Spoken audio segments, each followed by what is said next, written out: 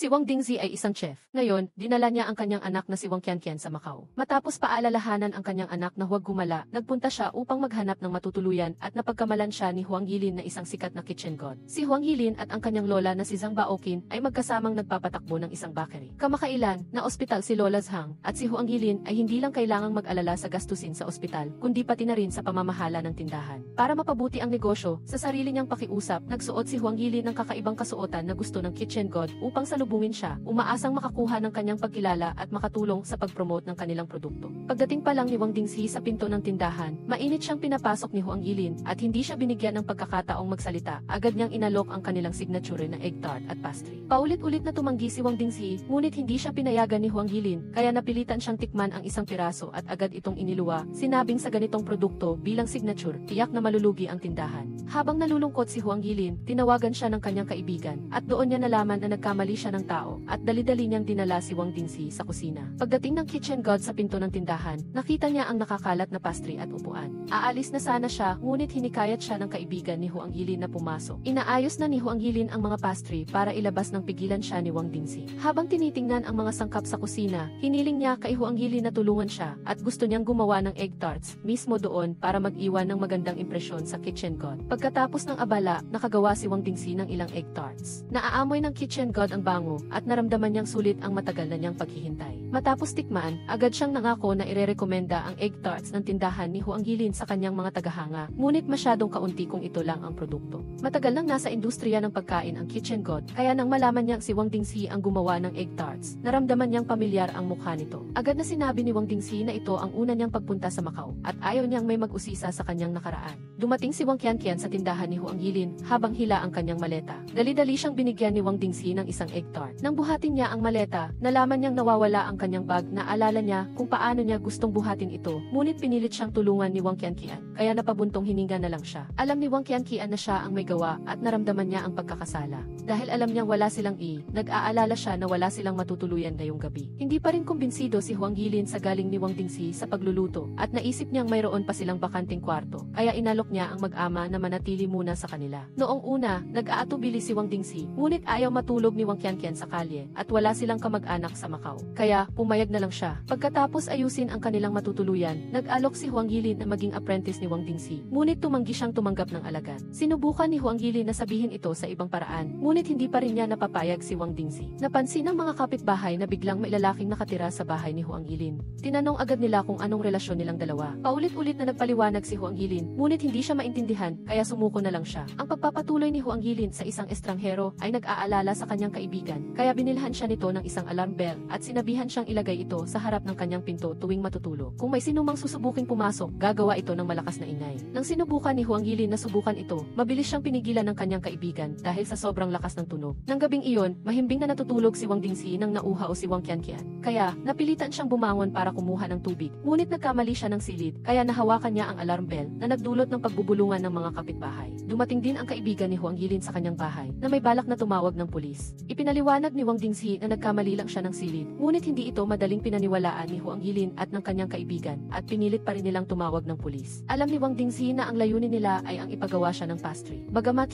wala siyang maraming oras para manatili doon, ayaw din niyang pumunta sa istasyon ng pulisya, kaya pumayag na lang siya sa ilalim ng kanilang banta. Tuwang-tuwa ang dalawa, at agad silang nagbago ng ugali at nagpasalamat ng husto. Ang dahilan kung bakit dinala ni Wang Dingzi si Wang Qianqian sa Macau ay dahil humihingi ang kanyang dating asawa sa kanya ng sustento. Kung hindi ay idedemanda siya nito para makipag-agawan sa kustodya ng bata. Sinubukan ni Wang Dingzi ang lahat para kumita ng pera, ngunit walang sinuman ang nagkakaroon ng sobra. Hindi rin siya pinahiram ng bangko, kaya napilitan siyang dalhin si Wang Qianqian. Palaging nangangarap si Wang Qianqian na magkaroon ng masayang pamilya, kaya nagkwento siya sa mga kaibigan na dinala siya ng kanyang magandang ina sa beach. Ngunit walang sinuman ang nakakita sa kanyang ina, at lahat sila ay nagtataka at gusto makita ang litrato. Napansin ni Wang Qianqian na 2 beses nang tinulungan ni Wang Dingzi si Huang Yilin na hindi niya karaniwang gawain. Nagduda siya na may espesyal na pagtingin ito kay Huang Yilin, ngunit tinanggihan ito ni Wang Dingzi. Ngayon, formal lang mag-aaral si Huang Yilin kay Wang Dingzi kung paano gumawa ng pastry. Hiningi niya na maging malinis ang kusina, at sinabihan niya si Huang Yilin na linisin ito ng maigi. Ngunit pinunasan lang niya ang lamesa at tumigil na. Hindi nasiyahan si Wang Dingxi at pinaalalahanan siya na dapat ay hugasan niya ang lahat ng kutsilyo. Pagkatapos niyang maghugas, kumuha ulit siya ng isang tumpok ng madulas na mangkok at hiniling niya kay Huang Yilin na hugasan ang mga ito ng malinis. Nagalit si Huang Yilin dahil dito. Nang malaman niyang kailangan pa niya maghanda ng isang serye ng kagamitan sa pagbibake, itinapon niya ang basahan at tumanggi na siyang magpatuloy. Namili si Wang Qianqian kasama si Wang Dingxi at paulit-ulit niyang sinabi sa kanya na napakaganda ni Huang Yilin. Hindi ito itinanggi ni Wang Dingxi, ngunit wala siyang interes kay Huang Yilin. Umaasa si Wang Qianqian na maglaan siya ng mas maraming oras kay Huang Yilin. Nakakuha na si Wang Dingxi ng temporary travel pass at balak niyang mag-check-in sa hotel ngayong gabi. Sa hindi inaasahang pagkakataon, nag-post si Wang Qianqian ng litrato ni Huang Yilin online at nanalo sila ng libreng bakasyon para sa tatlo. Noong una, pumayag si Wang Dingxi na manatili sa hotel at gagamitin niya ang oras para bumalik at turuan si Huang Yilin gumawa ng pastry. Ngunit natatakot si Huang Yilin na babaliwalain siya nito. Dahil alam niya na gustong manatili ni Wang Qianqian sa kanya, niyakap niya ito at hindi binitawan, kaya wala nang nagawa si Wang Dingxi kundi manatili na lang. Sumakay si Wang Dingxi sa glass elevator at sa sobrang kaba, mahigpit siyang humawak sa handrail. Nang makita ito ni Huang Yilin, pinaglaruan niya ang takot nito sa matataas. Tumanggi si Wang Dingxi na umamin, ngunit inilantad ng kanyang mga kilos ang kanyang takot. Nakita ni Wang Qianqian ang rock climbing wall sa amusement park at gustong subukan ito. Talagang takot si Wang Dingxi sa matataas na lugar at ayaw niyang pumunta, ngunit dahil sa pilit ni Wang Qianqian, napilitan siyang sumunod. Kahit ang pagtawid sa simpleng hanging bridge ay parang umaakyat sa isang bundok ng talim para sa kanya. Sa huli, sa pag-akyat sa bundok, si Wang Dingxi ang naging bida. Sa sadyang pagsasanay ni Huang Yilin at Wang Qianqian, malaki ang naging pagbabago sa kanyang tapang at umakyat siya sa tuktok at ginamit ang zipline. Sa loob ng 2 araw, humina ng husto ang negosyo ni Huang Yilin. Bagamat masarap pa rin ang egg tarts, hindi na ito binibili ng mga customer. Isang bihasang tao si Tia Huahua at narinig niya mula sa mga customer na may tindahan sa malapit na nagbebenta ng pastry na mas mura kaysa sa tindahan ni Huang Yilin. Pumunta siya para tingnan ito at nakakita siya ng isang malaking cake na may hindi inaasahang murang presyo, kaya nagduda siya sa mga sangkap ng tindahan na iyon na nag-alala sa mga customer at hiniling sa may-ari na ibalik ang kanilang pera. Nagalit ang may-ari at nakipag-away kay Huang Yilin. Sa pagkakataong iyon, dumating si Wang Dingxi at inakay niya ang may-ari ng tindahan dahil sa pagbabanta sa kalusugan ng mga tao. Pagkatapos ay umalis kasama si Huang Yilin. Ang ina ni Wang Qianqian ay pumunta sa tindahan ni Huang Yilin at hiniling niyang makita ang kanyang anak. Nararamdaman ni Wang Dingxi ang pagkayamot ng makita ang kanyang dating asawa at sinabi niya na ayaw siyang makita ni Wang Qianqian. Dahil alam niyang pera lang ang habol ng kanyang dating asawa, nagpa siya siyang ibenta ang kanyang bahay ng mas mabilis. Tiningnan ni Huang Yilin ang mga litrato niya kasama si Wang Dingxi at Wang Qianqian sa amusement park at napangiti siya dahil ang ilang mga posisyon ni Wang Dingxi ay mukhang nakakatawa. Sa pagkakataong ito, may tumawag kay Huang Yilin upang sabihin na nawawala si Lola Zhang, kaya labis siyang nag-alala at dali-dali siyang naghanap. Tinulungan din siya ni Wang Dingxi sa paghahanap, ngunit hindi nila ito nakita sa lahat ng lugar na madalas puntahan ni Lola Zhang. Tinulungan din ni Tia Huahua ang paghahanap, ngunit nang magkita-kita sila, hindi pa rin nila mahanap si Lola Zhang, kaya lalo silang nag-alala. Pinaalalahanan ni Wang Dingxi si Huang Yilin na ang mga pasyente ay laging naaalala ang mga bagay na matagal na at sinabihan niya itong isipin kung may lugar na gusto puntahan si Lola Zhang. Sa huli, natagpuan din nila si Lola Zhang na balak bilhan si Huang Yilin ng durian ice cream. Sa oras na ito, itinuring ni Lola Zhang si Huang Yilin na isang bata na nag-aaral at nang makita niya si Wang Dingxi ay tinanong niya kung sino ito. Nang malaman niyang matalik na kaibigan niya ito, pinaalalahanan niya silang huwag magkaroon ng maagang relasyon. Ngayon, hindi lang tinulungan ni Wang Dingxi na hanapin si Lola Zhang kundi iniuwi pa niya ito, na labis na ikinatuwa ni Huang Yilin. Ang dahilan kung bakit gustong panatilihin ni Huang Yilin ang tindahan ay dahil sinabi ng doktor na hanggang nasa pamilyar na kapaligiran si Lola Zhang, maaaring bumagal ang pagkawala ng kanyang alaala. Nang malaman ito, naintindihan ni Wang Dingxi na mali ang akala niya kay Huang Yilin, ngunit kailangan niyang ibenta ang tindahan dahil kailangan niya ang pera. Nang malaman ni Huang Yilin na si Wang Dingxi ang may-ari ng tindahan, mariin siyang tumutol sa pagbebenta nito. Binigyan ni Wang Dingxi ang kanyang dating asawa ng 1,000,000 yuan, ngunit hindi siya nasiyahan. Binalaan ni Wang Dingxi ang kanyang dating asawa na huwag siyang maging sakim. Nilinaw niya na binibigay niya ang pera hindi dahil sa takot siyang guluhin siya nito, kundi dahil ayaw niyang masaktan si Wang Qianqian.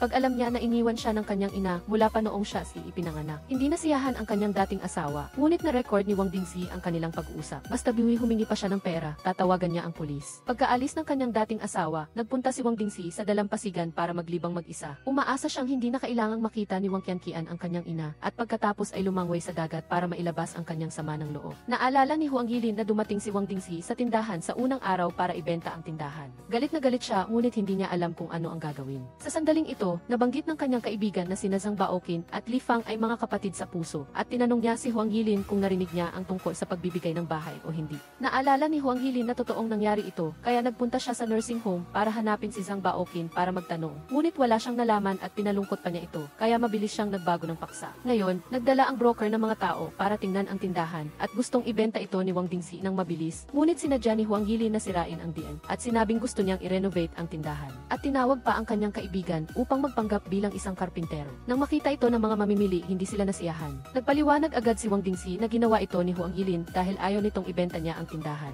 Ngunit sinabi ni Huang Yilin na may problema sa sistema ng drainage ng tindahan at kailangan niya itong ayusin. Kaya umurong ang mga mamimili at nagdesisyon na hindi na bumili. Kaninang umaga, nagluto si Wang Dingxi ng fried rice sa kusina at naglagay ng maraming sangkap kaya kumalat ang bango. Alam ni Wang Qianqian na gusto ni Huang Yilin kumain, kaya inalok niya itong kumain kasama sila. Ngunit hindi pumayag si Wang Dingxi. Sinadya niyang tuksuhin si Huang Yilin, sinabing dahil kinamumuhian siya nito, tiyak na ayaw din niyang kainin ang niluto niya, kaya hindi siya maaaring kumain. Pagkatapos kumain, lumabas si Wang Dingxi at biglang sumakit ang tiyan ni Wang Qianqian. Nag-aalala si Huang Yilin na tawagan si Wang Dingxi, ngunit walang sumasagot, kaya dali-dali niyang dinala si Wang Qianqian sa ospital.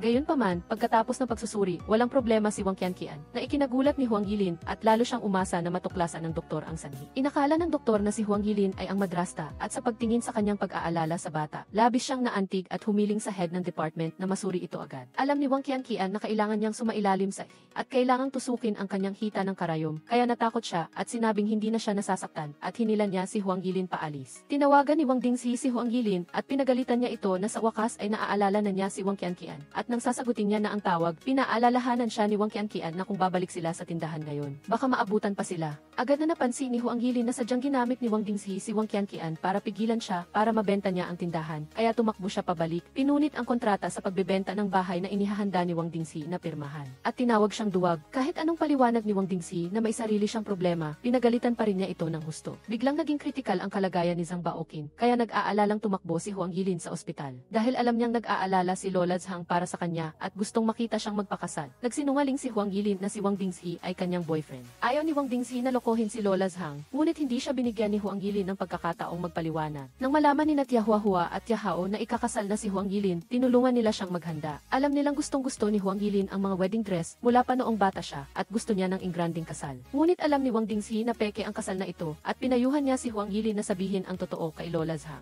Noon, dahil sa pag-aalala kay Lola Zhang, humiling si Huang Yilin kay Wang Dingxi na magpanggap na boyfriend niya. Ngayon na alam niyang hindi masyadong malala ang kalagayan nito, nahihiya na siyang magpaliwanag. Alam niyang kailangan ni Wang Dingxi ng pera, kaya inalok niyang bigyan siya ng 1,000,000 yuan bilang karagdagan sa tindahan para hindi niya ibenta ang tindahan at para tulungan siyang itago ang katotohanan. Alam ni Wang Dingxi na para itago ang isang kasinungalingan, baka kailangan niyang magsabi pa ng 100 kasinungalingan sa hinaharap. Ngunit hindi pa rin niya mabago ang desisyon ni Huang Yilin. Tuwang-tuwa ang ina ni Wang Qianqian nang makita si Wang Dingxi na nagbigay ng 1,000,000 yuan para makipagkita sa kanya at naisip niya na mayroon pa ring mabuting tao sa pamilya Wang. Naalala niya ang tungkol sa kapatid ni Wang Dingxi na minsan niyang minahal na biglang namatay noong ipinagbubuntis niya si Wang Qianqian. Dahil humiling ang pamilya Wang na magkaroon ng HT test, iniwan niya si Wang Qianqian sa orphanage. Si Wang Dingxi, na wala pa noong 20 taong gulang, ay sinuway ang pagtutol ng kanyang pamilya upang ampunin si Wang Qianqian. Hiniling niya na huwag na siyang magpakita kay Wang Qianqian at pinapirma siya sa isang kasunduan. Mula ngayon, wala nang kinalaman ang dalawa sa isa't-isa. Nag-video call si Wang Qianqian sa kanyang mga kaibigan at ikinuwento ang magandang buhay niya ngayon sa Macau. Hindi pa nakikita ng kanyang mga kaibigan ang kanyang ina, ngunit madalas niyang naririnig na sinasabi niya na nagtatrabaho ang kanyang ina sa Shenzhen at minsan naman ay sa France, kaya inakala nilang nagsisinungaling si Wang Qianqian at ayaw na nilang makipaglaro sa kanya. Nang malaman ito, kusa siyang nilapitan ni Huang Yilin at sinabing isa siyang flight attendant, kaya madalas siyang naglalakbay sa iba't ibang lugar. Tinulungan niya si Wang Qianqian na itago ang kanyang kasinungalingan at tulungan siyang makabalik sa mata ng kanyang mga kaibigan na labis na ikinatuwa ni Wang Dingxi. Ngayon, nakipagkita si Wang Dingxi kay Yiluo para talakayin ang mga usaping pangnegosyo. Bagamat pinahahalagahan ni Yiluo ang kakayahan ni Wang Dingxi sa trabaho, nag-aalala siya na ang eskandalo nito sa Beijing ay makakaapekto sa negosyo ng tindahan, kaya iminungkahi niyang maging ordinaryong lektor muna siya. Kung humupa na ang sitwasyon sa Beijing, tiyak na bibigyan niya si Wang Dingxi ng nararapat na posisyon. Naisip ni Wang Dingxi Si na kailangan niya ng trabaho, at bukod pa rito, ang isang tuwid na puno ay hindi natatakot sa pagkamatay sa katayuan, kaya pumayag siyang makipagtulungan kay Ilo. Uminom si Zhang Baoqi ng matamis na soy milk, at naisip na ang pagpapanggap niya na may sakit ay maaaring maging daan para magpakasal ang kanyang apo, kaya masaya siya sa kanyang puso. Hindi maintindihan ni Tiahao kung bakit gusto ni Zhang Baoqi na magpakasal si Huang Yilin kaagad, na sinasabing hindi niya napansin na nag-ibigan sina Hong Sailam at Vuong Dinchai. Ngunit nasiyahan si Truong Baocam kay Vuong Dinchai, umaasa lamang na mabilis na magpakasal si Hong Sailam sa kanya. Si Vuong Dinchai ay pumunta sa hotel bilang isang lecturer. Sa industriyang ito, maraming tao ang nakarinig na sa kanyang pangalan, ngunit mayroon ding mga taong may alam sa nangyari sa Beijing at hindi nasiyahan sa kanya bilang isang lecturer. Pagkalabas ni Vuong Dinchai sa kwarto, nakita niya si Vuong Fayan na kumakain ng merienda na hindi kanya, kaagad niya itong kinuha upang kainin, ngunit muntik na siyang mabulunan. Nang umiinom siya ng tubig, hawak ni Hong Sailam ang larawan ni Truong Baocam at Di Fuong upang punasan, hindi sinasadyang nahulog ito kay Vuong Dinchai. Nahalata niya na sa loob ng frame ng larawan ay mayroong nakasingit na isang deed of transfer na isinulat ni Di Fuong na nagpapahayag na ibinibigay ang bahay at tindahan kay Truong Baocam para tirahan at negosyo. Alam ni Hong Sailam na gusto ni Vuong Dinchai na ibenta ang tindahan. Nahulaan niyang lubha itong nangangailangan ng pera, kaya hiniling niya na maging asawa niya ito sa loob ng 100 araw kapalit ng hindi pagbebenta ng tindahan. Hindi matiis ni Vuong Dinchai kahit isang araw, ngunit lubha siyang nangangailangan ng pera, kaya sa huli ay nakipagkasundo siya kay Hong Sailam na maging asawa nito sa loob ng 50 araw. Ipinagtanggol ni Hong Sailam si Vuong Fayan sa harap ng kanyang mga kaibigan na naging dahilan upang magkaroon ng magandang impresyon ang bata sa kanya. Alam ni Vuong Fayan na hindi masyadong gusto ni Hong Sailam si Vuong Dinchai, kaya ikinuwento niya ang kanyang sitwasyon. Napag-alaman na ngayon ni Hong Sailam na hindi tunay na ama ni Vuong Fayan si Vuong Dinchai. Ang pagbebenta ng bahay ay dahil sa panggigipit ng tunay na ina ni Vuong Fayan na bigyan siya ng pera. Kung hindi, kukunin niya ang bata, kaya naisip niya na hindi rin masama si Vuong Dinchai at nagsimulang magkaroon ng damdamin para sa kanya. Alam ni Lahao na nanalo si Vuong Dinchai ng maraming malalaking parangal at gusto niyang maging disipulo niya, ngunit hindi tumatanggap ng mga estudyante si Vuong Dinchai. Ang edad niya ay hindi rin mas matanda kaysa kay Lahao at Labao, at sa kasalukuyan ay hindi pa niya kailangang mag-alala tungkol sa pagkakaroon ng anak. Upang mas mahusay na mapamahalaan ang hotel, nagpa siya si Lahao na pumunta sa reception at housekeeping department upang matuto ng karanasan. Si Truong Baocam ay nakalabas na sa ospital, at pagdating sa bahay, nakita niya si Vuong Fayan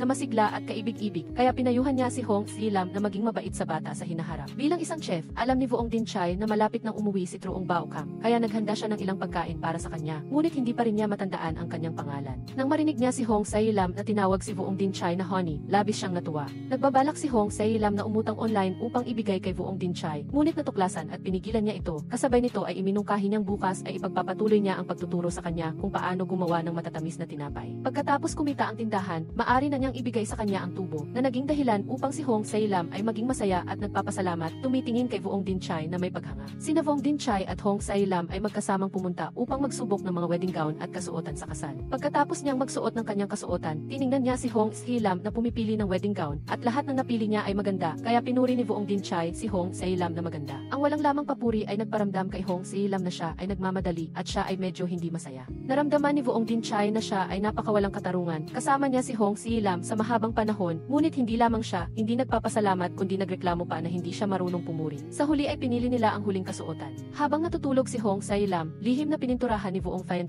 ang kanyang mga kuko. Hindi gusto ni Hong Sailam ang gayong matingkad na kulay at balak niyang alisin ito. Ngunit itinago ni Vuong Fayan ang nail polish remover at wala siyang magawa. Sa sandaling ito, sinabi ni Vuong Dinchai na ang mga kuko ni Hong Sailam ay parang siyam na in white bone claw. Ang pangungusap na ito ay nakasakit sa damdamin ni na Vuong Fayan at Hong Sailam. Pinili ni Hong Sailam ang hotel para sa kasal, at narinig ni Vuong Dinchai mula sa receptionist na napakahirap mag-book sa hotel, na tanging ang banquet hall na ito na lang ang libre. Sa pagtingin sa marangyang ayos, alam niyang tiyak na mataas ang presyo, kaya pinayuhan niya si Hong Sailam na huwag nang maging marangya dahil sa huli ay isa lamang silang peking kasal. Hindi pumayag si Hong Sailam dahil alam niyang tiyak na hindi gugustuhin ni Truong Baocam na magdaos siya ng kasal sa isang simpleng lugar. Walang magawa si Vuong Dinchai, kaya nag-book na lang siya doon. Susunod ay ang pagpili ng wedding banquet. Si Hong Sailam ay masiglang pumipili ng maingat, ngunit naisip ni Vuong Dinchai na lahat ng mga banquet ay magkapareho, na ikinainis niya. Kaya pumili na lang siya ng isang random na banquet at umalis. Si Kivan din ay kaklase ni Hong Sailam, at sa kasalukuyan ay nakahanap na siya ng isang mayamang asawa na kaedad ng kanyang ama. kaya inisip niyang mas mataas siya kaysa sa iba. Nang makita si Hong Sai-lam na lumitaw sa ganitong marangyang lugar, agad siyang ginipit ni Kevin Din, ngunit hindi inaasahang pinagtanggol ni Vuong Dinchai si Hong Sai-lam. Hindi lamang niya tinanggap ang imbitasyon para sa hapunan, ngunit inalagaan din niya si Hong Sai-lam ng maigi sa hapunan na naging dahilan upang si Kevin Din ay maging nainis. Sadyang ipinagmamalaki niya ang pagkakakilanlan ng kanyang asawa bilang isang niche. Ipinapakita na ang kanyang pamilya ay napakayaman, ngunit si Vuong Dinchai ay isang internasyonal na kampiyon sa paligsahan. Mas may kaalaman kaysa sa kanila, sinabi niya na hindi magbabago ang lasa ng alak dahil sa temperatura ng kamay na nagpahiya sa mag-asawa na sina Kevin Din. Binalak nilang insultuhin ang pagkakakilanlan ni Vuong Dinchai. Ngunit hindi inaasahang ang chef ng hotel ay isang nakababatang kapatid ni Vuong Dinchai na lubhang gumagalang sa kanya na lalo pang nagpahiya sa kanilang dalawa. Sa ilalim ng pagpapala ni Truong Baokam, ikinasal sina Hong Sai-lam at Vuong Dinchai at nagkasundo silang maging mag-asawa sa harap ng lahat. Pagdating sa palitan ng singsing, inilabas ni Vuong Dinchai ang singsing na nagustuhan ni Hong Sai-lam, ngunit hindi niya kayang bilhin, na lubos na ikinagulat niya. Ngunit alam din niya na ang singsing ay napakamahal, kaya pinayuhan niya si Vuong Dinchai na ibalik ito pagkatapos ng kasal. Gayunpaman, ito ang unang pagkakataon na ikinasal silang dalawa, kaya sinabi ni Vuong Dinchai kay Hong Sai-lam na huwag mag-alala at isuot na lang ito ng panatag. Magkasamang nag-inuman sina Hong Sai-lam at Vuong Dinchai hanggang sa malasing silang pareho. Pagkaabot sa kanilang silid, pareho silang walang malay at hindi nila alam ang kanilang ginagawa. Inalalayan ni Ho si Hong Sai-lam papunta sa kama. Nakita niyang malapit nang mahulog si Vuong Dinchai mula sa sofa. Inalalayan siya ni Elian na bumangon. Kahit lasing, ayaw ni Vuong Dinchai na may ibang humawak sa kanya na naging dahilan upang hindi alam ni Ho ang gagawin at pinabayaan na lang sila. Hindi inaasahang pagising ni Hong Sai-lam kinabukasan, nakita niya ang sarili na nakahiga sa kama kasama si Vuong Dinchai na walang damit. Agad niyang kinuha ang kumot upang takpan ang kanyang sarili at ginising si Vuong Dinchai. Nakita ni Vuong Dinchai ang dalawang galos sa kanyang dibdib na pinaghihinala ang gawa ni Hong Sai-lam, ngunit wala siyang matandaan. Si Vuong Fine-Thayan ay kumatok sa pinto, kaya nagmamadaling nagbihis si Vuong Dinchi upang harapin ang kanyang anak. Sinabi niya sa kanya na hanapin si Truong Baokam at hanggang hindi siya pumapasok sa silid. Hindi niya makikita si Hong Sai-lam na nahihiya. Pagdating sa bahay, nagpakitang gila si Truong Baokam sa pagluluto, na labis na pinuri ni na Vuong Dinchai at Vuong Fine-Thayan. Iminungkahi niya na bumili si na Hong Sai-lam at Vuong Dinchai ng souvenir para ipadala sa mga matatandang miyembro ng pamilya ng Vuong na hindi nakadalo sa kasal. Hindi tumanggi si Vuong Dinchai at pumayag siya. Nagkaroon ng bagong menu si na Vuong Dinchai at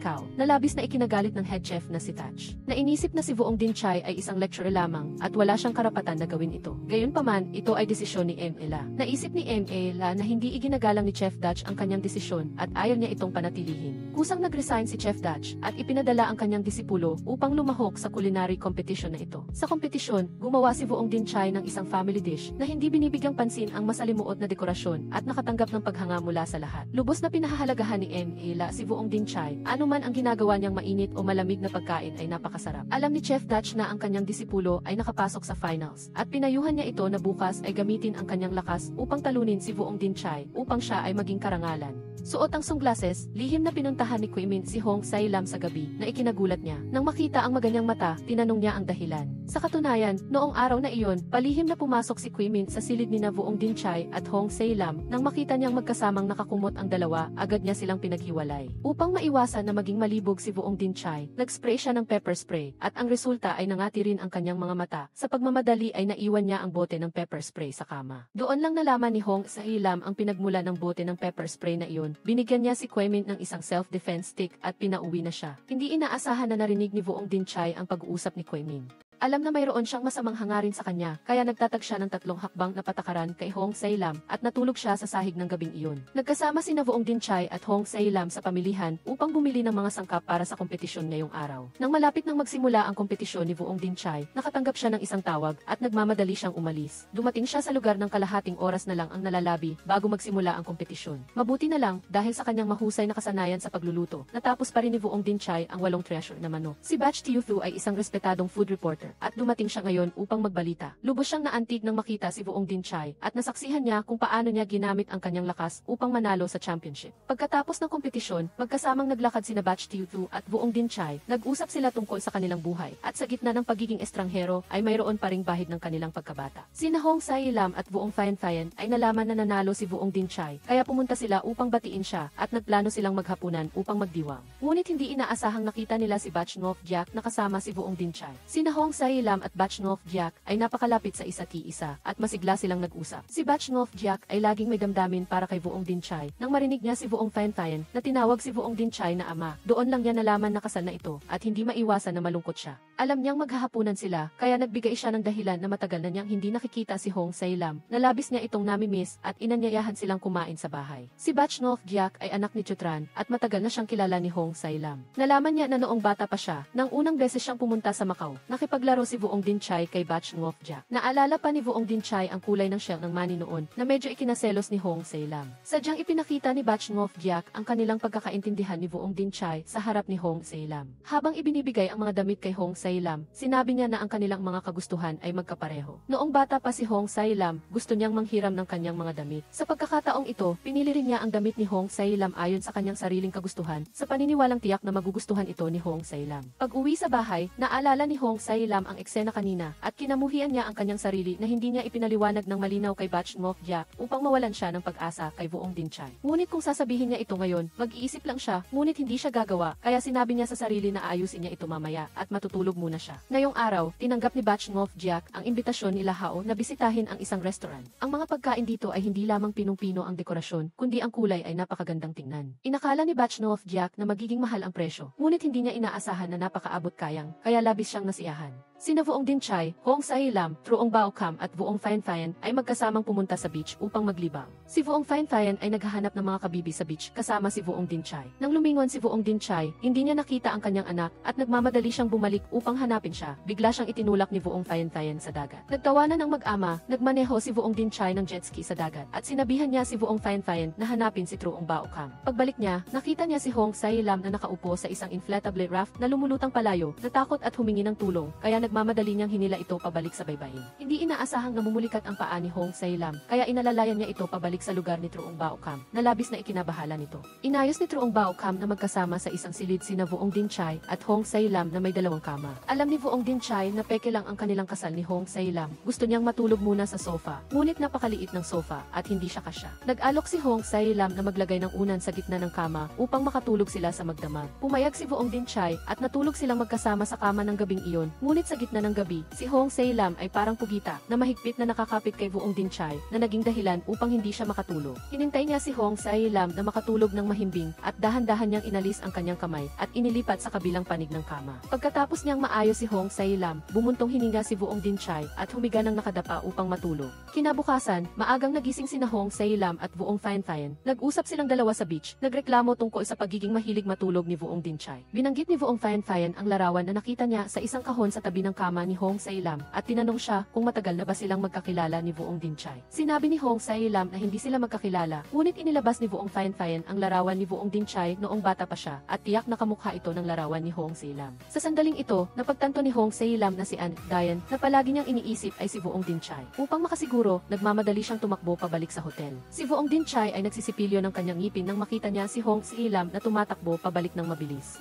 Sa suhestyon ni Hong Sai-lam, naalala niya na noong bata pa siya ay naglaro siya sa parke na iyon, marami siyang sakay na bata sa bisikleta, at isa lamang si Hong Sai-lam sa mga iyon. Nagtampo si Hong Sai-lam dahil hindi siya maalala ni Vuong Dinchai. Sa loob ng ilang araw ay parang nasa gitna siya ng pagdurusa. Alam niyang kailangang magtrabaho si Vuong Dinchai, naisip niyang dahil sa peke nilang kasal, ayaw niyang panagutan siya, kaya matapang niyang sinabi na kaya niyang patakbuhin ang tindahan ng mag-isa. Ayaw pakinggan ni Hong Sai-lam ang paliwanag ni Vuong Dinchai tungkol sa kanyang trabaho sa hotel, at sa buong biyahe ay binibiro niya ito. Sa sandaling iyon, dumating si Truong Bao Kam, kaya mabilis na inakbayan ni Vuong Dinchai si Hong Sai-lam upang mapanatili ang imahe ng isang mapagmahal na mag-asawa. Nagplano si Hong Sai-lam na magalit, ngunit nakita niyang papalapit si Truong Bao Kam, kaya mabilis niyang binago ang kanyang ekspresyon at ngumiti ng matamis. Nang malaman niyang nakasuot ng headset si Truong Bao Kam at hindi niya narinig ang kanilang pag-aaway, napanatag siya, ngunit naniniwala pa rin si Vuong Dinchai na sa huli ay malalantad ang kanilang peking kasal. Maagang kumakain ng almusal si Truong Bao Kam kasama si Vuong Phan Phan. Tinanong ni Vuong Phan Phan kung nararamdaman ba niya na nagsisinungaling sina Vuong Dinchai at Hong Sai-lam. Nang magtanong si Truong Bao Kam ng dahilan, lumabas si Hong Sai-lam at nakita niya na masyadong mamantika ang almusal. Agad siyang nagalit at sinigawan si Vuong Dinchai na wala siyang puso. Tinutulan ni Vuong Dinchai na ipinaliwanag na sinabi niya isang araw bago nakakain sila ng stir-fried noodles. Walang tumutol noon, ngunit ngayon ay biglang nag-react si Hong Sai-lam. Malinaw na sinasadya niya itong guluhin. Ayaw nang makipag-usap ni Hong Sai-lam kay Vuong Dinchai at hinila niya si Vuong Phan Phan na umalis na nagparamdam sa kanya na siya ay bigo. Nang gabing iyon, sinubukan niyang tanungin si Vuong Fayan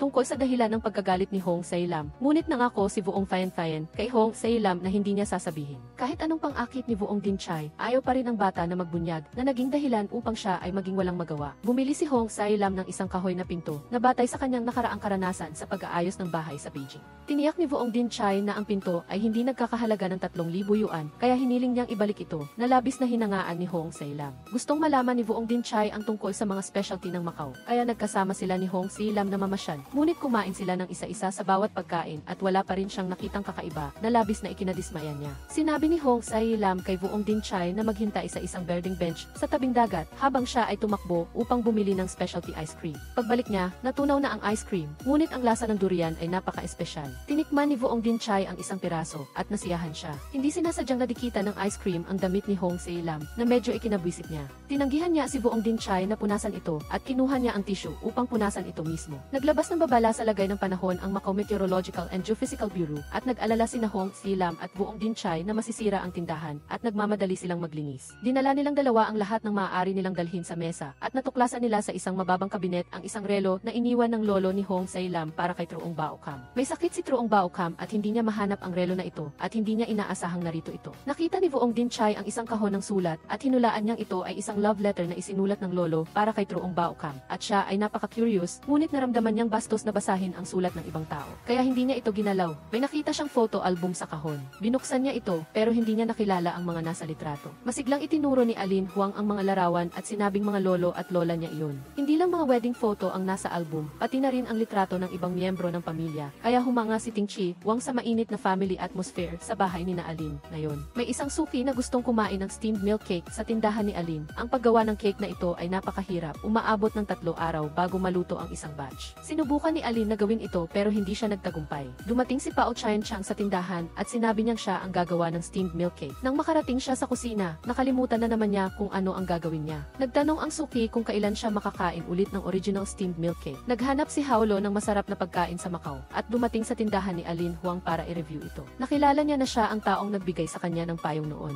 Tuwang-tuwa siya at inanyayahan si Alin na sumali sa food festival. Naisip ni Alin na magandang pagkakataon ito para sumikat sa food festival. Ang steamed milk cake ang pinakamagandang opsyon. Ngunit hindi pa niya natutunan kung paano ito gawin at si Pao Chien Chang naman ay nagkasakit kaya napilitan siyang pumili ng ibang cake. Naalala ni Ting Chi Huang na nakita niya ang recipe ng steamed milk cake sa notebook ni Pao Chien Chang.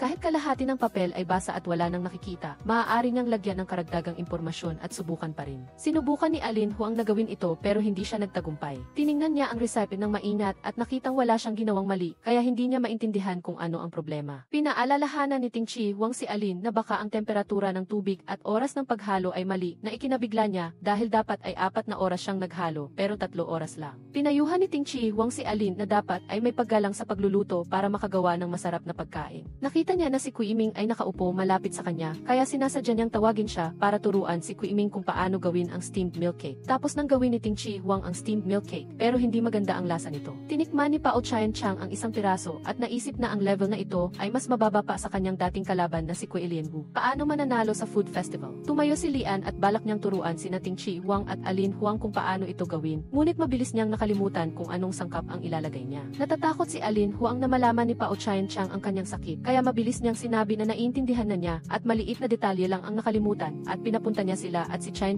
Huang sa labas para maglaro. Hindi maintindihan ni Alin kung nasaan ang problema, kaya sinabi ni Ting Chi Huang na tatanungin niya ang kanyang mga kaibigan sa culinary arts. Siguradong may paraan para gawin ang steamed milk cake. Naisip ni Alin Huang na madalas din kumain si Kuiming ng steamed milk cake na gawa ni Pao Chien Chang, kaya baka malaman niya ang pagkakaiba at balak niyang dalhin ang cake sa kanya para matikman. Ayaw ni Ting Chi Huang na maging malapit si Alin Huang kay Kuiming, kaya gumawa siya ng dahilan na kailangan niyang maglakad-lakad pagkatapos kumain at siya na ang kumuha ng trabahong ito. Binigyan siya ng trabaho ng kanyang lolo na magturo sa isang vocational culinary school dahil nakikipagtulungan ang kanyang hotel sa isang tourism school at kailangan nitong magpadala ng isang lecturer doon. Tinanong ni Alin Huang si Tita Hua Hua tungkol sa impormasyon ni Kuei Lianwu. Alam lang ni Tita Hua Hua na si Kuei Lianwu ay dating kalaban ni Pao Chien Chang. Dahil sa mas mababang negosyo niya kumpara kay Pao Chien Chang noong taong iyon, umalis siya sa kalye na ito at hindi alam ni Tita kung nasaan siya ngayon. Alam ni Alin Huang na si Tita Hua Hua ay isang encyclopedia, kaya sinadya niyang hikayatin siya para pumayag na tulungan siyang hanapin ang tao. Umiibig si Haulo kay Alin Huang sa unang tingin at nais niyang ligawan siya, kaya madalas siyang pumupunta sa kanyang tindahan. Bumisita si Tita Hua Hua kay Alin Huang. Nakita niya na si Haulo ay naglilingkod sa mga customer na parang isang empleyado at agad siyang hinila ni Alin sa isang sulok. Pinapaalalahanan niya na mayroon na siyang partner at kailangan niyang maging maingat, at si Alin naman ay nag-aalala sa ibang bagay at tinanong si Tita Hua Hua kung nakita na niya ang address ni Kuya Lianwu. Tuwang-tuwa si Alin nang malaman niya na may balita na.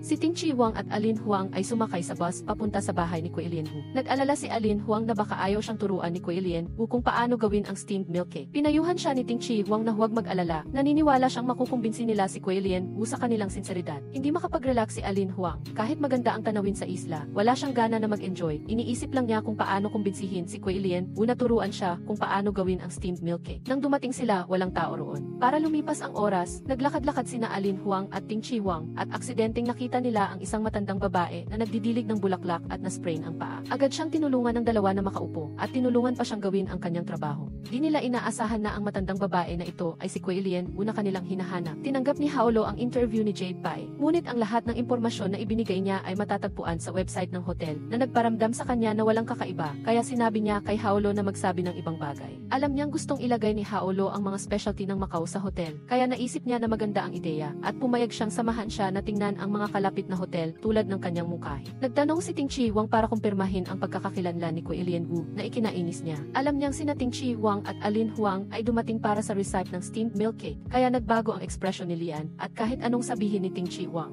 na kung mawawala ang steamed milk cake, malaking kawalan ito sa Macau cuisine. Ngunit ayaw pa rin niya silang turuan at pinalayas pa sila. Sa kabila ng ugali ni Kuya Lianwu, patuloy na ginawa ni Ting Chi Huang ang ipinangako niya. Siya at si Alin Huang ay nag-spray ng pamatay peste sa buong kagubatan. Napakainit ng panahon ngayon at pinagpawisan si Ting Chi Huang, ngunit patuloy pa rin siya sa paggawa ng kanyang trabaho bago niya ibinalik ang lalagyan kay Kuya Lianwu. Nakita ni Kuya Lianwu na masipag si Ting Chi Huang at may sinseridad, kaya tinawag niya siya at pumayag na ibigay sa kanya ang teknike ng paggawa ng cake. Hindi inaasahan ni Ting Chi Huang na magkakaroon siya ng ganitong sorpresa at sobra siyang naantig na hindi siya makapagsalita. Tuwang-tuwa rin si Alin Huang at ngumiti ng napakaliwanag. Sa nakita ni Kuya Lianwu ang nakakaaliw na ekspresyon ni Ting Chi Huang, hindi niya maiwasang purihin si Alin Huang sa paghahanap niya ng isang mabuting nobyo, at sinabi niya sa kanila na umuwi muna at pupuntahan niya sila sa loob ng ilang araw. Masayang ibinahagi ni Ting Chi Huang ang mga natutunan niya ngayon kay Alin Huang sa buong daan. Iniisip na si Kuya Lianwu ay isang taong may malaking passion sa kanyang craft, kaya ayaw niyang abusuhin ang kanyang resepe at gusto niya itong ibigay sa isang taong talagang gustong ipagpatuloy ito. Nababad sa araw si Alin Huang buong araw at pagod na ayaw ng maglakad, kaya umupo siya sa lupa. Walang nagawa si Ting Chi Huang kundi buhatin siya sa kanyang likod papunta sa bangka para umuwi. Pumunta si Kuya Lianwu sa tindahan para turuan si Ting Chi Huang.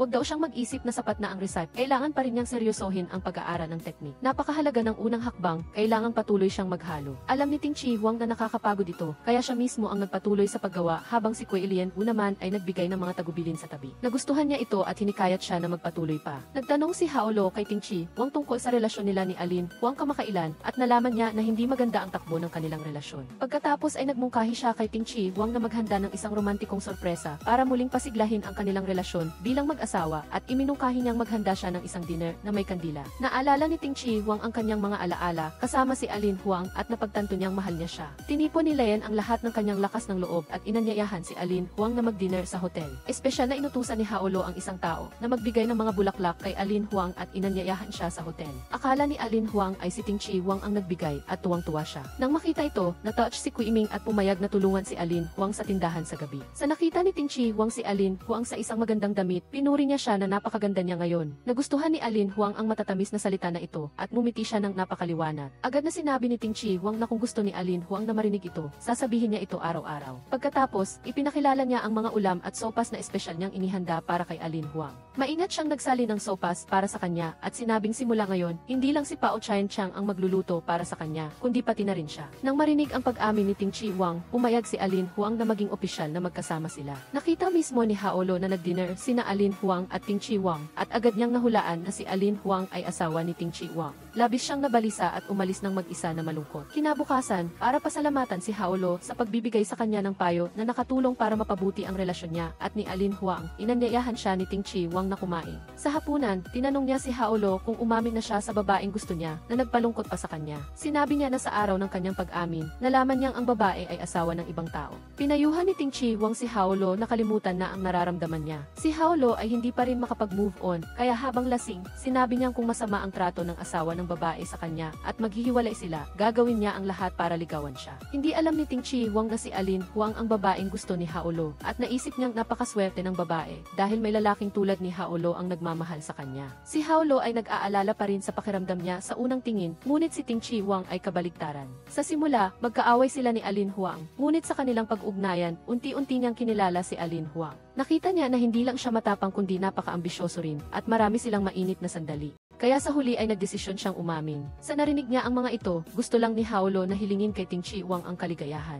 Nagsimula na ang Macau Culinary Festival sa Grand Hyatt Hotel at ang steamed milk cake ay napili sa top 1-0. Sa mga hurado, may isang nakakilala kay Ting Chi Huang at natikman pa ang Chinese-style calamansi egg tart na ginawa niya sa ibang bansa. Nang malaman niya na mas espesyal ang steamed milk cake, agad niya itong tinikman at pinuri niya ang pagkain na ito na pinagsama ang Chinese at Western cuisine. Tuwang-tuwa sina Alin Huang at Ting Chi Huang na napili ang kanilang pagkain para sa susunod na round, kaya naghanda sila ng ilang pagkain sa bahay para magdiwang. Ipinagdiwang ng dalawa ang kanilang kontribusyon na lubos na ikinatuwa ni Pao Chien-chang. Sa sandaling iyon, nakatanggap si Alin Huang ng tawag mula sa organizing committee ng food festival. Sinasabi na may pandaraya sa kompetisyon at i-disqualify siya. Bago pa man makapagtanong si Alin Huang, nagdahilan na ang kabilang dulo ng linya na nag-iimbestiga sila at pinutol na ang tawag. Nakita ni Kui Ming ang balita sa online na ang tindahan ni Alin Huang ay na-disqualify dahil sa pandaraya, kaya nagmamadali siyang pumunta sa kanya na may dalang laptop. Alam ni Ting Chi Huang na naapektuhan si Alin Huang dahil sa insidente ng kanyang restaurant na gumagamit ng mga expired na sangkap noon, kaya umalis siya habang naghahapunan at sinabing aayusin niya ito at umalis, na nagdulot kay Kui Ming na patuloy na magtanong kung ano ang gagawin niya.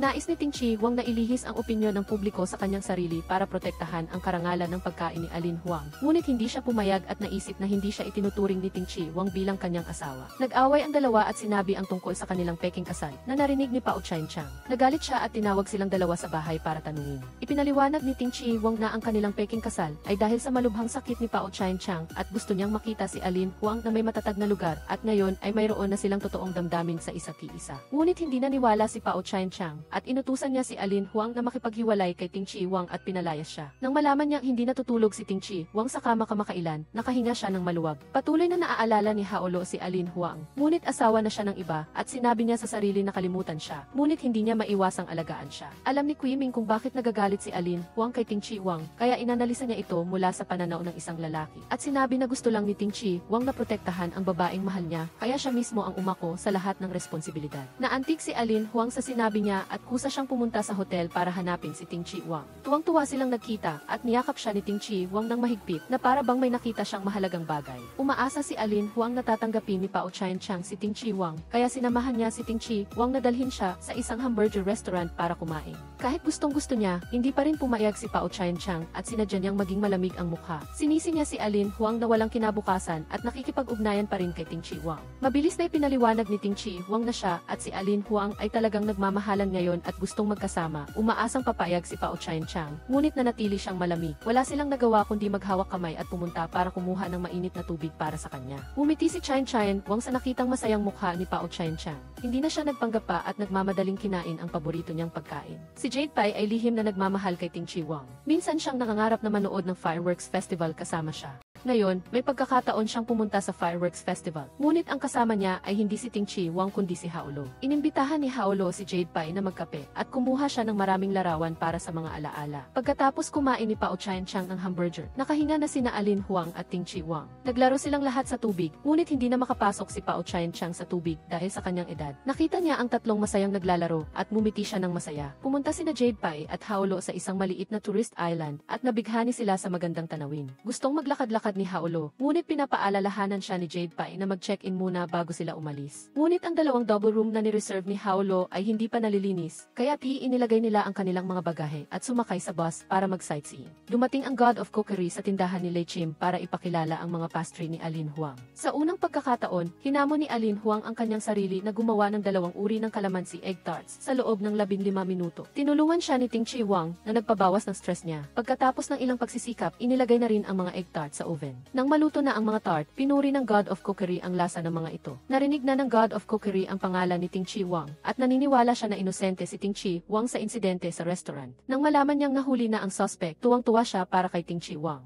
Pagkatapos mag-tour, pumunta sina Jade Pai at Haolo sa isang restaurant para kumain. Naramdaman ni Haolo na napaka-relax niya habang tinitingnan ang tanawin ng karagatan sa labas ng bintana. Nang malaman niyang balak ni Jade Pai na mag-order ng staff meal, mabilis niya itong pinigilan. Nag-usap sila tungkol sa kanilang mga interes at nagulat silang malaman na pareho silang mahilig sa photography na nagpapasaya sa kanila na para bang nakakita sila ng soulmate. Si Haolo ay hindi isang profesional na photographer at gusto niyang matuto mula kay Jade Pai. Umaasang matuturuan siya nito kapag libre na siya. Masayang pumayag si Jade Pai, ngunit sa kondisyon na pagkatapos lang nilang matapos ang kanilang trabaho. Lubos na hinangaan ni Haolo ang mga prinsipyo sa trabaho ni Jade Pai. Pagkatapos kumain, saka na sila mag-uusap tungkol sa trabaho. Sa live stream, tinanggihan ni Alin Huang ang kanilang romantikong relasyon ni Ting Chi Huang na nagpalungkot sa kanya. Pagkatapos ng live stream, nakatanggap si Ting Chi Huang ng tawag at lumabas para sagutin ito. Sinabi niya kay Alin Huang na huwag mag-alala tungkol sa kanyang mga issue sa Beijing na nag-inis sa kanya, kaya ginaghanap siya kay Kuiming para mag-usap. Alam ni Kuiming na walang ingat si Alin Huang nang sabihin niya kay Ting Chi Huang na maglalabas siya ng kanyang sasakyan at wala siyang magawa kundi magtanong tungkol sa kanilang pagsasama. Nang malaman niyang kulang sila ni Ting Chi Huang sa pagiging malapit, naisip niyang nasa panganib ang kanilang relasyon. Sinabi ni Alin Huang ng diretsahan na gusto niyang maging malapit kay Ting Chi Huang. Pagkatapos ay pinayuhan siya ni Kuiming na huwag ma-in-love dahil sa pag-ibig, ang unang ma-in-love ay magiging passive. Sinabi niya ng diretsahan na ang isang lalaki na nasa harap ng babaeng mahal niya at hindi siya niyakap ay isang gentleman na at imposibleng ayaw niyang yumakap o humalik. Ito ay nagpalungkot kay Alin Huang. Nakipag-usap siya kay Kuiming ng may iritableng tono na nagpagalit sa kanya at sinabi niya na sa susunod na mag-usap sila, kailangan niyang magbayad. Pag-uwi pa lang ni Ting Chi Huang, nakita na niya si Chen Huang na naglalaro sa kanyang telepono at nagtanong siya tungkol sa kanyang pag-aaral. Nag-usap ang mag-ama tungkol sa mga issue sa Beijing at alam ni Chen Huang na malapit na itong maayos. Natutuwa siya ngunit hindi niya alam kung paano sabihin ito kay Alin Huang. Naalala ni Alin Huang ang sinabi ni Kuiming at para subukan kung mahal talaga siya ni Ting Chi Huang, ginawa niya ang isang love kiss at ang resulta ay hindi niya naipasa. Para makuha ang atensyon ni Ting Chi Huang, sinadya niyang magsuot ng isang sexy na damit sa estilo ng isang bad girl. Binago ni Alin Huang ang kanyang pananamit at nagsuot ng sexy na damit at high heels na medyo hindi nakasanayan ni Ting Chi Huang. Nagluto sila ng sopas ng magkasama. Habang nakaupo sila at sinisinghot ang amoy ng sopas, ang kanilang mga mukha ay malapit na malapit at hindi sinasadya na lumingon sila sa isa't-isa at pagkatapos ay nahihiyang tumalikod. Gusto ni Chen Huang na kumain ng pizza, kaya dinala sila ni Ting Chi Huang sa labas. Nagmamadaling pinapunta ni Zhang Baoqin si Huang Yilin para magpalit ng damit. Sa huli, kahit tinanggal ni Huang Yilin ang kanyang medyo revealing na damit, ayaw pa rin niyang hubarin ang kanyang high heels. Nang makita ni Wang Tianqian na gusto ni Huang Yilin ng solo date kay Wang Dingxi, sinabi niya na ayaw niya ng pizza at gusto niyang kumain ng manok na niluto ni Zhang Baoqin. Ayaw ni Wang Dingxi na sundin ang kagustuhan ng kanyang anak kaya binuhat niya ito papalayo. Nagmamadaling pinigilan siya ni Zhang Baoqin, kinumbinsi si Wang Dingxi na iwan si Wang Tianqian sa kanya ng isang araw at ibabalik na lang siya kinabukasan. Nang makitang nagtagumpay ang plano, palihim na sinyasan ni Huang Yilin si Wang Tianqian at nanatili na lang sila ni Wang Dingxi. Sa gabi, inalalayan ni Wang Dingxi si Huang Yilin. Sa hindi sanay magsuot ng high heels, bumalik sila sa hotel, nakita niya ang kirot sa kanyang mga paa, nakaramdam siya ng awa. Sinamantala ni Huang Yilin ang pagpasok sa pinto, dinikit si Wang Dingxi sa pader. Eksaktong habang ang dalawa ay naglalandian, biglang bumukas ang ilaw. Dali-daling tinulak ni Huang Yilin si Wang Dingxi at tumakbo papasok sa banyo. Tumingin siya sa salamin at inimagine na nakasuot siya ng isang nakakagandang puting kamiseta. Nag-alala si Wang Dingxi na may nangyari kay Huang Yilin, kaya tinawag niya ito na nagpabalik sa kanya sa realidad. Dali-dali siyang tumapik ng mahina sa kanyang nagniningas na mukha at lumabas para makasama si Wang Dingxi. Nag-usap ang dalawa tungkol sa mga sikat na tao at sinamantala ni Wang Dingxi ang pagkakataon na umamin ng kanyang pag-ibig. Upang mabawasan ang tensyon, nanood si Wang Dingxi ng T. Napanood niya sa isang channel ang isang romantic film kung saan naghahalikan ang bida at ang bida babae ng puno ng passion. Hindi maintindihan ni Wang Dingxi ang pag-ibig kaya lumipat siya ng channel. Dahil masyadong malamig ang bida lalaki sa kanyang asawa dati, kaya ngayon kailangan niyang pumunta sa isang show para humingi ng tawad, bagay sa kanya. Nang makita si Huang Yilin na galit, nagmamadaling sinabi ni Wang Dingxi na ihahatid niya ito pa uwi, dahil bukas ay magbubukas na ang kanyang tindahan. Nang marinig ito, lalong nagalit si Huang Yilin, sinabi na kaya niyang umuwi ng mag-isa at iniwan si Wang Dingxi. Nag-organisa si Luo Hao ng team building activity para sa mga empleyado. Inalok ng bagong empleyado si Luo Hao ng alak, kaya lumapit si Wang Dingxi para saluhin ito. Nakita ni Luo Hao na parang hindi maayos si Wang Dingxi at nakita niyang sobra ang ininom niya at medyo lasing, kaya tinawagan niya si Huang Yilin at hiniling na sunduin siya. Nang dumating si Huang Yilin, inaalalayan ni Luo Hao si Wang Dingxi pababa. Tinulungan siya ng dalawa na makapasok sa kotse, at pagdating sa bahay, lasing pa rin si Wang Dingxi. Nahirapan si Huang Yilin na akayin siya sa kama. Hindi niya inaasahan na bigla siyang niyakap ni Wang Dingxi, at sinabi na matagal na niyang pinipigilan ang kanyang pagnanasa para sa kanya. Dahil dito, napakilig si Huang Yilin at hindi napigilan na halikan siya. Tinawagan ni Wang Tianqian si Wang Dingxi, ngunit si Huang Yilin ang sumagot. Nang malaman na lasing ang kanyang ama, hiniling niya kay Huang Yilin na alagaan siya. Kinaumagahan, nagising si Wang Dingxi, at nang makita na sila ni Huang Yilin ay nasa kama ng walang saplot, nagpasya siyang panagutan siya at gawing pampubliko ang kanilang relasyon at magpakasal. Nais ni Wang Dingxi na igalang si Huang Yilin, kaya wala siyang ginawang anumang labis, ngunit kagabi ay lumampas siya sa hangganan, kaya umamin siya kay Huang Yilin na sinabing pananagutan niya siya. Sadyang sinabi ni Huang Yilin na ayaw niya na panagutan siya ni Wang Dingxi, na nagulat sa kanya. Nang makita ito, hinalikan siya ni Huang Yilin na nagpapansin kay Wang Dingxi na nagbibiro siya. Nang handa na ang dalawa na lumabas ng banyo, narinig ni Huang Yilin ang ingay ng isang tao sa bahay, kaya nauna siyang lumabas para tingnan. Nakaupo si Zhang Baoqin sa sofa at nanonood ng tea, habang nagdala si Aunt Hao ng Zongzi. Alam ni Huang Yilin na ang Zongzi ay kailangang lutuin ng 5 tandang bawas 6 na oras, kaya siya ay nalito kung paano ilabas si Wang Dingxi. Nang gustong magbanyo ni Aunt Hao, sinubukang pigilan ni Huang Yilin, sa huli ay nagdahilan na tinawag niya si Giming para mag-repair, upang pigilan siyang pumasok. Si Wang Dingxi sa banyo ay giniginaw at nauuhaw, ngunit hindi siya mabibigyan ni Huang Yilin ng tubig, at hindi rin siya makakalabas, kaya natulog na lang siya sa bathtub. Dumating din sa wakas si Giming. Pagkatapos pumasok sa banyo, nagpalitan sila ng damit ni Wang Dingxi. Nagsuot si Wang Dingxi ng mababang baseball cap, at nang hindi nakatingin si Aunt Hao ay palihim siyang lumabas. Narinig ni Aunt Hao ang tunog ng pagsara ng pinto, at tinanong si Huang Yilin, ngunit iginiit niya na walang sinuman ang lumabas.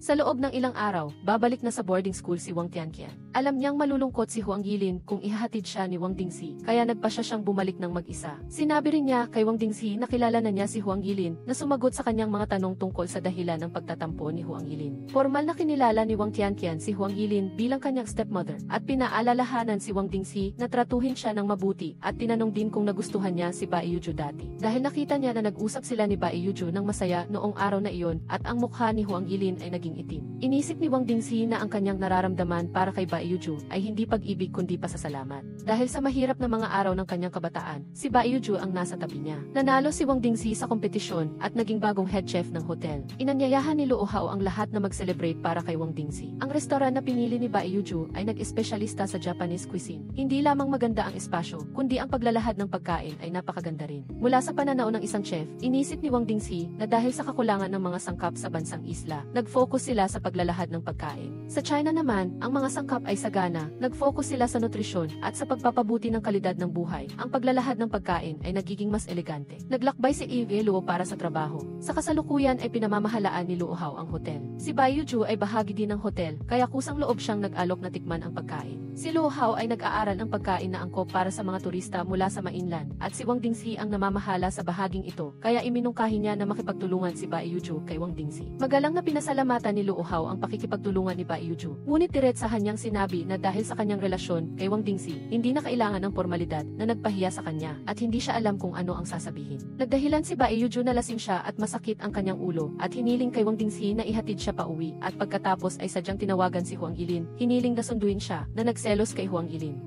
Nalungkot si Huang Yilin dahil hindi siya naaalala ni Wang Dingxi. Nang makita siyang ganoon, sinabi ni Giming ang kanyang mga bentahe, na ngayon ay hindi lang siya may sariling tindahan kundi kumikita pa. Bakit pa kailangang makipag-agawan sa isang lalaki kay Bai Yuju at maging insecure pa? Hindi pa rin makalimutan ni Huang Yilin na nakalimutan siya ni Wang Dingxi, at naisip niya na si Bai Yuju at Wang Dingxi ay hindi lang magkababata, kundi pati na rin ang unang pag-ibig ng isa-ki-isa, at ngayon ay araw-araw silang nagkikita at nagtatrabaho sa parehong hotel. Hindi niya maiwasang mag-alala na magbabalikan sila. Nang makita si Huang Yilin na malungkot, pinuri siya ni Giming na hindi siya maganda kay Bai Yuju, at hinimok siyang maging mas may kumpiyansa, at pinaalalahanan din na siya lang ang stepmother na kinikilala ni Wang Tianqian. Sa oras na ito, tumawag si Wang Tianqian at sinabi na hindi niya makita si Wang Dingxi. Ang dahilan kung bakit nag-aalala siyang mahanap siya ay dahil kailangan niyang isumite ang kanyang aplikasyon para sa isang exchange student sa Macau ngayong araw. Nagmadaling makipag-ugnayan si Huang Yilin kay Wang Dingxi, ngunit walang sumasagot sa 8 tawag niya. Lumabas na si Wang Dingxi at Bai Yuju ay nagpapabuti sa recipe ng pagkain pagkain sa oras na iyon at ang kanyang telepono ay nakasilent kaya hindi niya narinig na nagring ito. Pumunta si Huang Yilin sa hotel upang hanapin si Wang Dingxi at hindi sinasadyang nakita silang naglalakad na magkasama ni Bai Yuju. Ang kanilang matalik na galaw ay nagpasakit sa kanyang puso at galit siyang tumalikod at umalis at sinisisi ang sarili na hindi niya dapat sinira ang kanilang date. Agad na hinabol ni Wang Dingxi si Huang Yilin at ipinaliwanag na hindi ganoon ang sitwasyon. Ngunit dahil hindi siya sumasagot sa mga tawag at text ni Huang Yilin buong araw, galit na galit siya, iniwan siya at tumakbo palayo. Ngunit pag uwi niya, umasa siyang tatawag si Wang Dingxi sa kanya. Tumingin si Huang Yilin sa salamin at pinuri ang kanyang sarili na siya rin ay maganda, na hindi niya kailangang makipag-agawan kay Bai Yuju para kay Wang Dingxi at nagpa siya na kung malaman niyang nagluloko si Wang Dingxi, ay aalisin niya siya.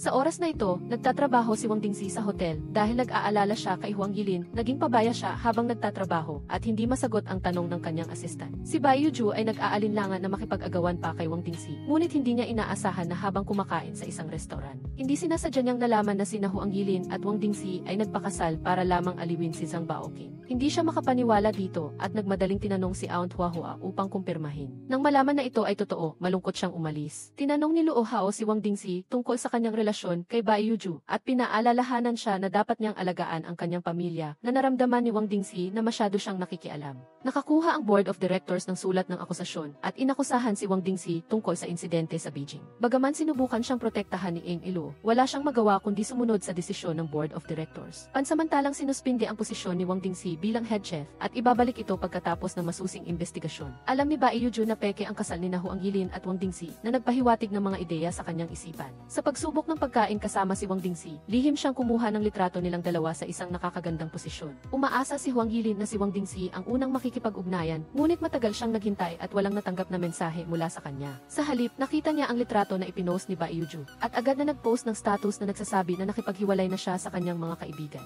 Nang makita ni Wang Dingxi na siya ay iniwan, siya ay nataranta, ngunit hindi siya makatawag kay Huang Yilin sa oras na iyon. Pumunta siya para makipagbati sa kanya, ngunit dinala na siya ni Giming. Ngayon, nakasalamuhan ni Huang Yilin ang isang customer na tumakas ng hindi nagbabayad, kaya hinabol niya ito para singilin, ngunit hindi niya naabutan, at nakita rin niya si Wang Dingxi na humihingi ng paumanhin. Ang paraan lang ng paghingi ng paumanhin ni Wang Dingxi ay masyadong kakaiba. Binigyan niya si Huang Yilin ng mga kagamitan sa pag-ehersisyo. Sinabi niya sa kanya na mag-ehersisyo pa, na sinasabi na hindi siya magkakaroon ng sipon, na nagpagalit kay Huang Yilin at pinalayas siya. Nalaman ni Wang Tianqian ang kakaibang paraan ng paghingi ng paumanhin ni Wang Dingxi, kaya gumapang siya sa kanya at pinayuhan siya na huwag gawing sira ang isang buo, at iminungkahi na manood siya ng mga romantikong pelikula upang matuto ng mga diskarte mula sa mga bida. Napagtanto ni Wang Dingxi na palihim na naglalaro ng telepono si Wang Tianqian at binantaan siyang susuriin ang kanyang homework sa susunod nilang pagkikita. Si Huang Yilin ay nalungkot dahil malapit nang magsara ang milk tea shop ni Aunt Hao nang dumating si Wang Dingxi. Kinuha niya ang isang rosas mula sa kanyang dibdib at ibinigay sa kanya. Inakbayan siya at nangako na magkasama silang mag-iisip ng paraan upang matulungan si Aunt Hao na malampasan ang kahirapan. Sina Aunt Hao at Aunt Huahua ay tuwang-tuwa nang makita na nagbati na sina Wang Dingxi at Huang Yilin at nagpasya silang ayusin ang isang malaking kasalan para kay Giming.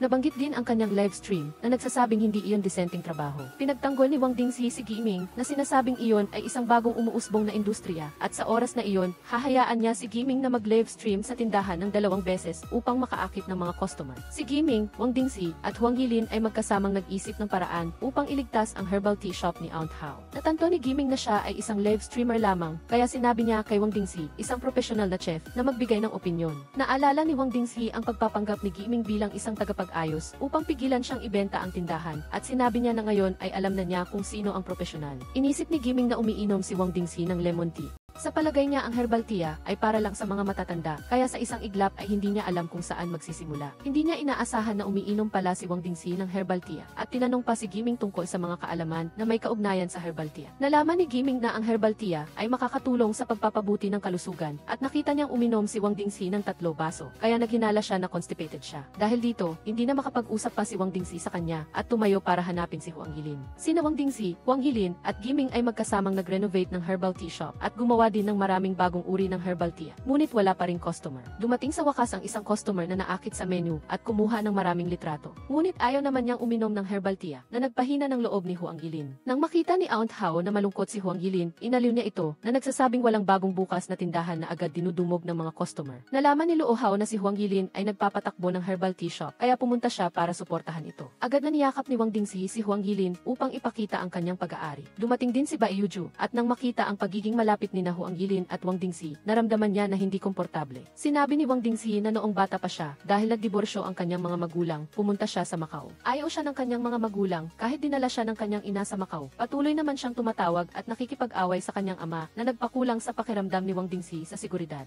Isang araw, lumabas siya para maglaro, naligaw at nawala ng malay. Sa kabutihang palad, may isang batang babae na laging gumagawa ng mga drawing upang aliwin siya, ay binuhat siya palabas ng eskinita at iniligtas siya. Laging inisip ni Wang Dingxi na si Bai Yuju ang batang iyon, ngunit sa katunayan ay si Huang Yilin. Nang marinig si Wang Dingxi na ipinaliwanag na magkaibigan lang sila ni Bai Yuju noong bata pa at walang espesyal na damdamin para sa isa't isa, palihim na naisip ni Huang Yilin na si Wang Dingxi ay tanga. Nakita ni Luo Hao na may gusto si Bai Yuju kay Wang Dingxi, kaya pinaalalahanan niya ito na huwag siyang tratuhin sa paraang natutunan niya sa France dahil magbibigay ito ng maling impresyon sa iba. Hindi inisip ni Bai Yuju na mali siya. Hindi inisip ni Bai Yuju na mali siya dahil peke lang naman ang kasal ni Huang Yilin at Wang Dingxi at may karapatan siyang sundan ang gusto niya. Napansin ni Bai Yuju na gusto ni Luo Hao si Huang Yilin at ininsulto siya na duwag na hindi niya kayang sundan siya. Mula nang manood ng mga romantikong pelikula, tumaas ang emotional quotient ni Wang Dingxi at sinabi niya na masaya siya kay Huang Yilin at inimbitahan siya na pumunta sa kanyang bahay bukas at mayroon siyang maliit na sorpresa para sa kanya. Nag-live stream si Giming para i-promote ang herbal tea, ngunit hindi interesado ang mga tagahanga at sinabi na mahirap inumin ang herbal tea. Sa katunayan, hindi pa sila nakainom ngunit nagmadali na silang magbigay ng masamang komento na nagpalungkot kay Giming. Kumatok si Wang Dingxi sa pinto ni Huang Yilin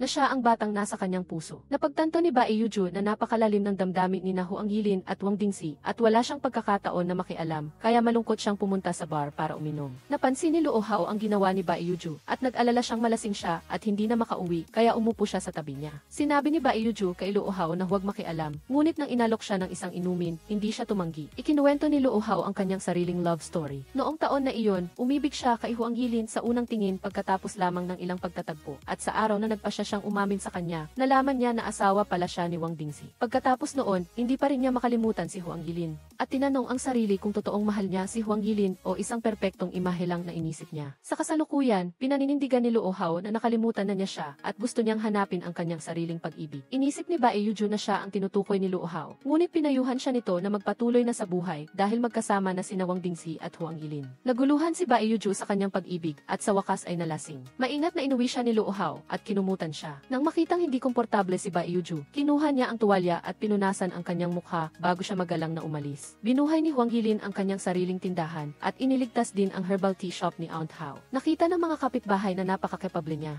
kaya hiniling nila sa kanya na tulungan sila na mapabuti ang negosyo ng kanilang mga tindahan. Naramdaman ni Huang Yilin ang matinding pressure at sinabi ni Wang Dingxi na tutulungan niya siyang mag-isip ng paraan. Ang koponan ni Wang Dingxi ay nanalo sa Macau Food Festival na ikinatuwa ni Huang Yilin para sa kanya. Ngayon, hindi maganda ang pakiramdam ni Huang Yilin, ngunit lumabas pa rin siya buong araw. Nag-alala si Zhang Baoqin sa kanyang kalusugan, kaya hiniling niya kay Aunt Hao na kunin ang kanyang pulso. Sa kasamaang palad, nakatanggap sila ng isang nakakagulat na balita, si Huang Yilin ay buntis. Alam ni Zhang Baoqin na ang bata ay tiyak na anak ni Wang Dingxi. Nang dumating si Wang Dingxi, malamig siyang sinabi sa kanya na umupo. Nang malaman na buntis si Huang Yilin, kaagad na sinabi ni Wang Dingxi na pananagutan niya ito hanggang sa huli, ngunit hindi pa rin nasiyahan si Zhang Baoqin. Direkta niyang sinabi na ang isang manugang ay dapat magkaroon ng mabuting moralidad at sumenyas kay Tita Hao na salinan siya ng isang baso ng 5 nakakalason na alak. Ayaw ni Huang Yilin na inumin ni Wang Dingxi ang alak, ngunit nagpumilit si Zhang Baoqin. Bagamat hiin ng didiri, pinilit pa rin ni Wang Dingxi na inumin ang lahat. Pagkatapos uminom, naramdaman niya ang sobrang pait at tinanong siya ni Tita Hao kung kasing pait ba iyon ng panganganak ng babae. Dali-daling humingi ng tawad si Wang Dingxi at habang nagsasalin ng isa pang baso ng alak, ikinuwento niya ang kanyang sitwasyon. Masaya siya na buntis si Huang Yilin.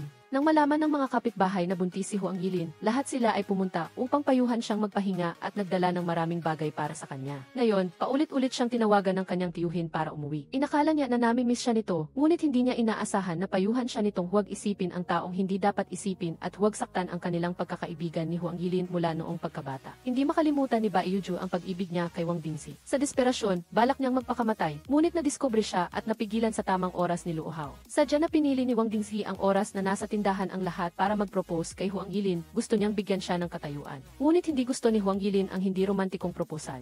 2 beses na pinigilan si Wang Dingxi na lumuhod at direkta siyang sinabi na hindi ito sapat na romantiko. Medyo nalungkot si Wang Dingxi, kaya agad siyang nagpalit ng taktika at sinabi kay Huang Yilin na suotin ang singsing na inihanda niya ng maaga. Dahil sa suporta ng lahat, sumunod si Huang Yilin at isinuot ang singsing. Nag-survey si Luo Hao ng proyekto at kusang loob na nag-alok si Bai Yuju na sumama. Tiningnan ni Luo Hao ang high-heeled shoes ni Bai Yuju at nag-alala para sa kanya, ngunit sinabi nitong ayos lang kaya magkasama silang umalis. Bilang resulta, natrap ang paa ni Baiyuju sa maputik na kalsada. Dali-daling tumakbo si Luo Hao para tulungan siya, ngunit nadulas at bumagsak. Gayunpaman, pinasan pa rin niya si Baiyuju at dahan-dahang inalis ito sa maputik na kalsada. Dinala siya sa ospital, na lubos niyang ikinatuwa. Hindi pa handa si Huang Yili na maging ina ng dalawang bata. Tinanggal niya ang singsing, sinabi na gusto niyang natural na umunlad ang kanilang relasyon at ayaw niyang gamitin ang sanggol para itali si Wang Dingxi. Dali-daling ipinaliwanag ni Wang Dingxi na matagal na niyang inihanda ang singsing na ito at magpo-propose pa rin siya kay Huang Yilin kahit mayroon o walang sanggol. Inilagay niya ang singsing sa kamay ni Huang Yilin at hinayaan siyang magpasya kung kailan niya ito isusuot, na labis niyang ikinatuwa. Nagising si Baiyuju at nakita si Luo Hao na natutulog sa sofa. Sa loob ng puso niya, naramdaman niya ang init at tiningnan siya na nakangiti. Ibinahagi ni Baiyuju ang kanyang mga saloobin.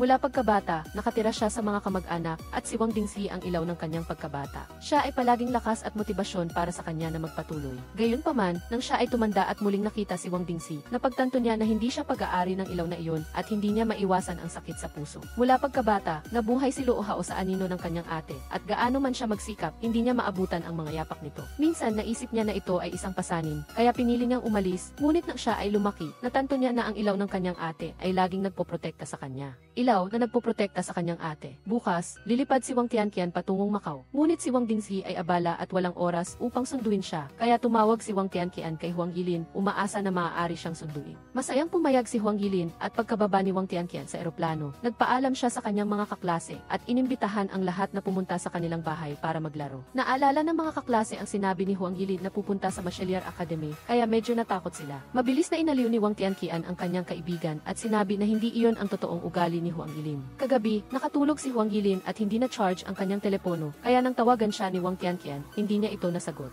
Inakusahan ni Wang Tianqian si Huang Yilin na hindi mapagkakatiwalaan at tumawag din kay Wang Dingxi, ngunit walang sumagot sa telepono niya. Nagalit ito kay Wang Tianqian, kaya nang dumating ang dalawa para sunduin siya, sumimangot siya. Sa kanyang pag-uwi, nagulat siyang malaman na buntis si Huang Yilin at walang nagsabi sa kanya. Sobrang nagalit si Wang Tianqian. Nang makita na nagagalit si Wang Tianqian, pinayuhan ni Zhang Baoqin si Huang Yilin na alagaan ang bata ng higit pa dahil 10 taong gulang pa lamang siya. Ngunit si Huang Yilin ay hindi pa naging ina at hindi niya alam kung paano makisama sa mga bata. Agad siyang pinayuhan ni Zhang Baoqin na ilagay ang sarili sa posisyon ng bata at sundin ang sinasabi ng kanyang puso. Nagsorry si Huang Yilin kay Wang Tianqian at kusang loob na nag-alok na iayain siyang maglaro buong araw. Nang marinig ito ni Wang Tianqian, agad siyang nasabi, ngunit gusto niyang magplano muna bago magpasya kung saan pupunta. Siyempre pumayag si Huang Yilin at nang makita ni Wang Dingxi na hindi nagalit si Wang Tianqian, masaya rin siya. Nang makita ang kanyang anak na abala sa pagpaplano, hindi niya maiwasang magtanong kung sana ganoon din kasipag siya sa pag-aaral. Nang makita ang iginuhit na larawan ni Wang Tianqian ng kanilang pamilya, naramdaman niya ang tamis, alam niyang tinanggap na ng kanyang anak ang sanggol sa sinapupunan ni Huang Yilin. Si Baiyuju ay nasugatan sa paa at kinailangan manatili sa hotel sa loob ng ilang araw, na lubhang nakakainip. Ngayon ay maganda ang panahon, kaya sinamahan siya ni Luo Hao na lumabas para maglakad-lakad, na ikinabahala niya. Nakita niya ang tawag, alam na may problema si Tita Huahua at nagmamadaling pumunta sa tindahan. Pagdating niya, nalaman niya na gusto siyang hiwalayan ng asawa ni Tita Huahua. Nanatili si Huang Yilin para makinig sa problema ni Tita Huahua, kaya nalampasan niya ang itinakdang oras. At si Wang Dingxi ay abala sa trabaho dahil gusto ng malaking shareholder ng hotel na tikman ang luto niya. Walang sinuman sa mag-asawa ang tumupad sa kanilang pangako na iayain si Wang Tianqian, na nagpagawa sa kanya na lubhang malungkot at nag-iisa siyang pumunta sa ballet studio. Hindi lang alam ni Wang Tianqian na hindi siya tunay na anak ni Wang Dingxi, alam din niya na ipinagbili niya ang bahay dahil sa kanya.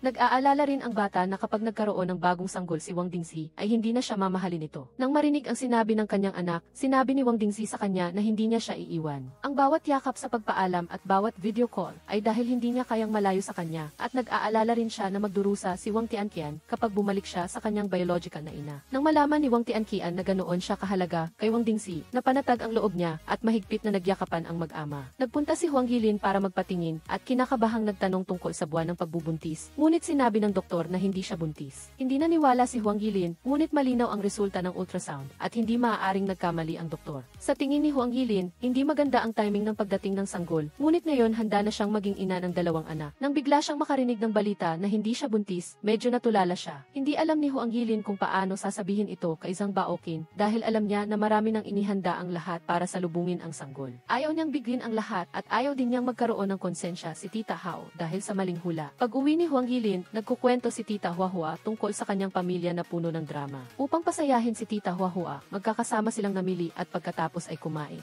Habang nasa daan, nabangga si Huang Yilin ng isang tao at labis na nag-alala ang lahat. Sa puntong ito, sinabi ni Huang Yilin na hindi siya buntis. Medyo nalungkot si Wang Dingxi, ngunit tinanggap pa rin niya ang katotohanan. Nag-organisa ang New Hao Hotel ng isang product trial, at tanging ang mga produkto na nakakatugon sa pamantayan ang ilalagay sa menu ng hotel. Nang marinig ito ng mga kapitbahay, nakipagtulungan silang lahat kay Luo Hao, ngunit limitado ang kanilang mga kakayahan at hindi nakakatugon sa pamantayan ang hitsura ng mga pagkain. Nag-isip si Wang Dingxi at Luo Hao ng paraan at nagpa siyang pagsamahin ang Chinese at Western cuisine. Batay sa mga katangian ng bawat produkto, nagpa siya ang dalawa na magdagdag ng kaunting Indian curry. Nang makita ang dalawa na masayang nag-uusap, nag-alok si Huang Yilin na mauna nang umuwi. Sa sandaling iyon, napagtanto ni Wang Dingxi at Luo Hao na masyado silang nakatutok, kaya tumigil sila. Nakatanggap si Wang Dingxi ng tawag mula sa kanyang abogado, na sinasabi sa kanyang bumalik sa Beijing upang makipagtulungan sa investigasyon. Tinantiyan ni Wang Dingxi na aabot siya ng isang linggo, na ikinalungkot ni Huang Yilin. Ngunit umaasa din siya na maaga nilang mahahanap ang taong sumira kay Wang Dingxi upang matiyak na maayos ang product trial. Humingi si Wang Dingxi ng tulong kay Emmy Gao bago magpaalam kay Huang Yilin. Bago siya umalis, sa ilalim ng pamimilit ni Huang Yilin, sinabi niya ang tatlong salita na mahal kita. Nag-usap si Luo Hao at Huang Yilin tungkol sa pagkain, at hindi sila tumigil sa pag-uusap. Sa sandaling iyon, tumunog ang telepono ni Huang Yilin, at ang guro ni Wang Qianqian ang tumatawag.